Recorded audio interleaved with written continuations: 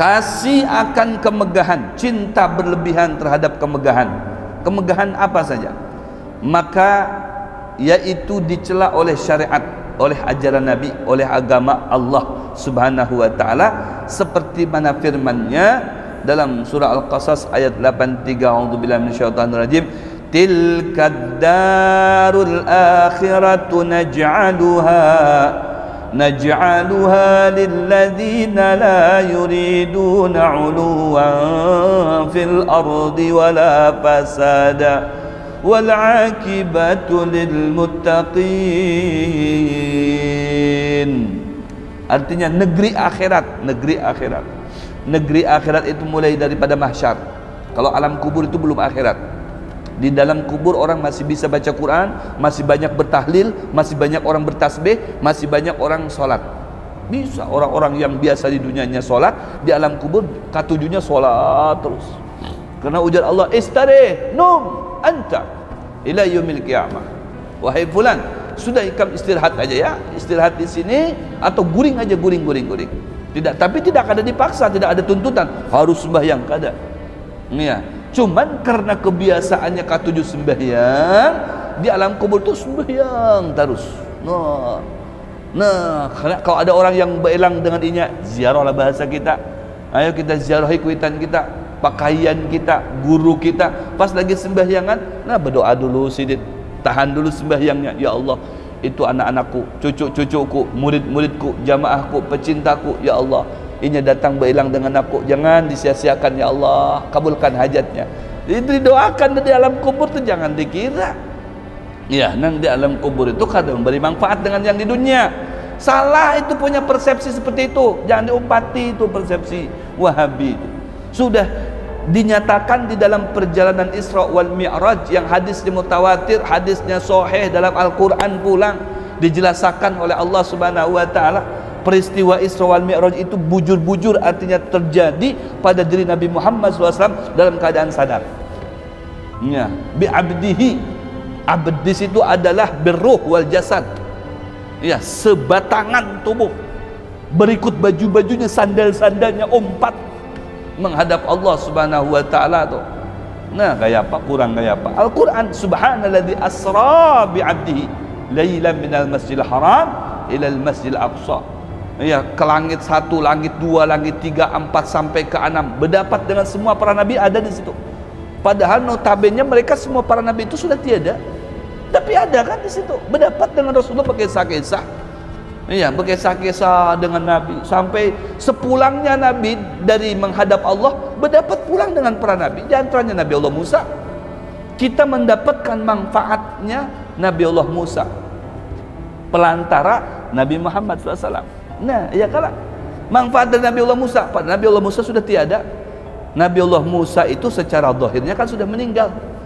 Iya, sudah meninggal. Hidup di masa Nabi Allah, hidup di masa Fir'aun.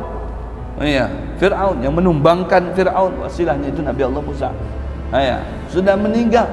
Memberikan manfaat, manfaatnya diabadikan oleh Allah sampai wayahini, itu manfaatnya. Manfaat orang yang sudah meninggal bagi orang yang hidup.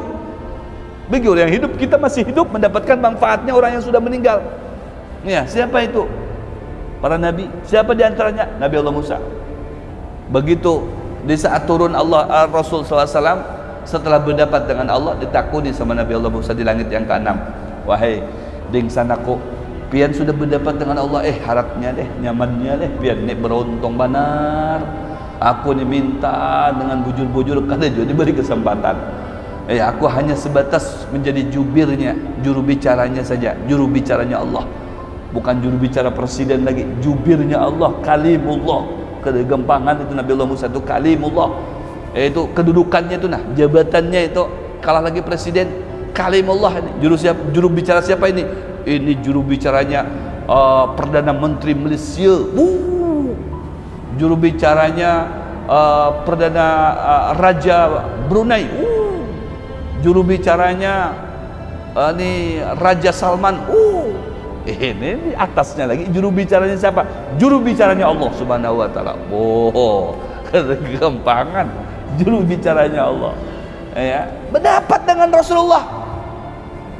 Apa yang diberi oleh Allah? alhamdulillah, puncak daripada kesabaranku, puncak daripada jerih payah ya dakwahku, Allah angkat derajatku sehingga Allah memanggil aku dan bisa berdapat dengannya. Ini satu derajat, satu kedudukan di atas kedudukan yang Allah berikan terhadap para nabi dan para rasul.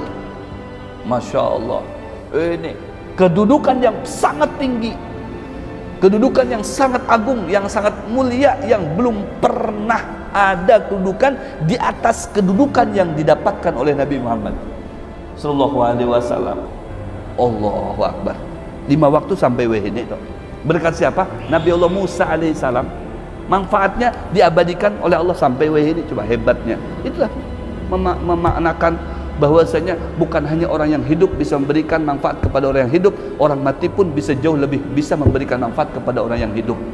Kalau kita kisahkan masalah guru sekumpul tuh kayak apa, coba berapa orang hidup sugih gara-gara yang sudah meninggal, para wali Allah itu. Coba bayangkan, memang kita punya keyakinan mereka bal ahya inda rabbihim yurzaqun, mereka itu tidak meninggal, mereka itu hidup, dihidupkan oleh Allah Subhanahu wa taala dalam barzahnya ya, dan mereka diberikan kekuasaan, diberikan rezeki, diberikan macam-macam kenikmatan di sananya untuk mendoakan orang yang masih hidup secara zahirnya.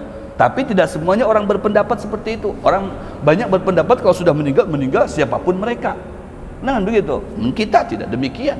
Justru kalau orang-orang yang sekelas orang kekasih Allah itu, ya mereka tidak boleh kita menyatakan mereka itu meninggal. Mereka itu ada tetap dihidupkan, dibangkitkan oleh Allah dan diberikan kemampuan, diberikan kekuasaan, rizki ya, dan mereka karena diberikan rizki oleh Allah Subhanahu wa taala, mereka memperhatikan kita yang masih hidup. Jadi kita mengirim doa, mereka pun akan mendoakan kita kepada Allah di alam barzah sana. Wallahu alam bissawab.